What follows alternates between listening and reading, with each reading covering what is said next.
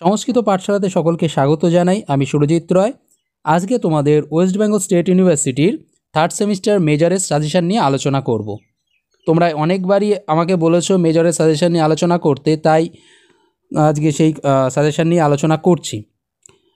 দেখে নাও তোমাদের কি কি সাজেশন থাকতে পারে। যেহেতু তোমরা এবার প্রথম পরীক্ষা দেবে, সেই জন্য সাজেশনটা করাটা একটু আমার পক্ষে খুব একটু ডিফিকাল্ট হয়ে গেছে। তবুও চেষ্টা করেছি যে তোমাদের সাজেশনটা করে দেওয়ার।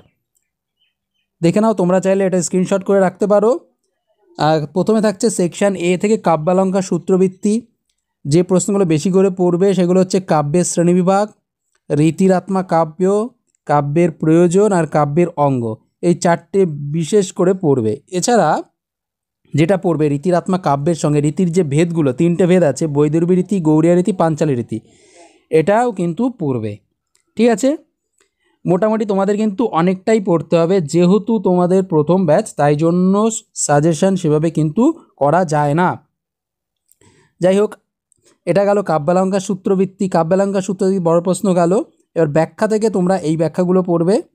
দেখে নাও, চাইলে এটা স্ক্রিনশট করে রাখতে পারো। তোমরা যদি অনলাইন ক্লাস করতে চাও তাহলে নিচে গ্রুপের এই ভিডিও ডেসক্রিপশানে আমি হোয়াটসঅ্যাপ গ্রুপের লিঙ্ক দিয়ে রাখবো। সেখানে গিয়ে তোমরা হোয়াটসঅ্যাপ গ্রুপে জয়েন করতে পারো, আর আমি সেখানে অনলাইন ক্লাস নিয়ে থাকি। আর যদি সম্পূর্ণ নোট পেতে চাও তাহলে নিচে দেওয়া এই নাম্বারে যোগাযোগ করতে পারো। টোটাল ফিস হচ্ছে 500 টাকা। আচ্ছা, এরপরে আসছে সাহিত্য দর্পণ। সাহিত্য দর্পণ হচ্ছে তোমার থাকছে ষষ্ঠ পরিচ্ছেদ, দশম পরিচ্ছেদ। ষষ্ঠ পরিচ্ছেদ থেকে টিকা থাকছে, সেই টিকাগুলো এই কটা তোমরা পড়তে পারো, এর মধ্যে থেকে আশা করি পেয়ে যাবে।